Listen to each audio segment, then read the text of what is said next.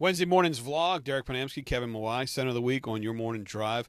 Kevin, we had an opportunity to talk a little bit about Roger Goodell. I know that's something that you are never shy about. No, well, I always got something to say about him, but in light of the Tom Brady decision last week, and by them basically vacating the penalty, it just goes to show that Roger Goodell's kind of overstepped his bounds again. There's a collective bargaining agreement in place for a reason, and he is not above that.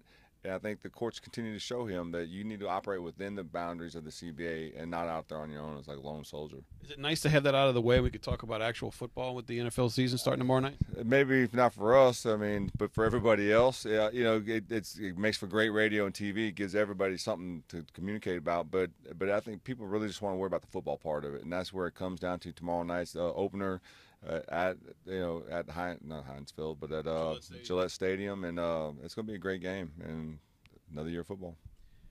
We only got to see a very short amount of LSU football. What's your huge overreaction to what you saw Saturday night in Death Valley? My huge overreaction. I love that.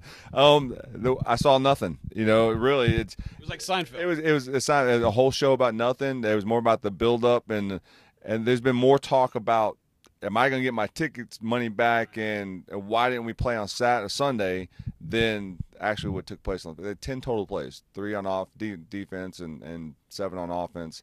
Not enough to even say this is how well the Tigers are going to play. But I think they'll be ready. We can see that they pulled Josh Booty on that when they went 3 wide, and they pulled Josh.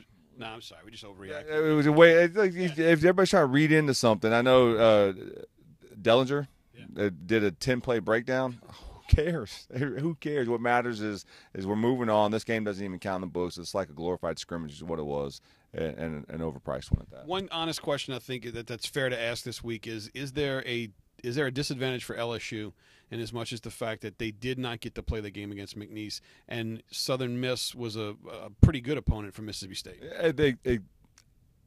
I don't know. I think there's an advantage that you didn't play because you're not banged up and trying to nurse injuries that always take place in a big game or in any kind of game. So for that aspect, LSU's got a leg up in that they don't have nicks and bumps and bruises.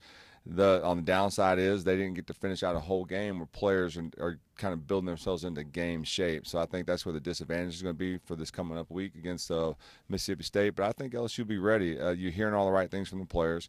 The leaders are stepping up and saying the right things. The young players are saying the right things. So, I don't think there's going to be a letdown coming in the Mississippi State game. All of this goes away if LSU beats Mississippi State in Starkville this Saturday night, right? Easily. Just go out there and win. Don't worry about it.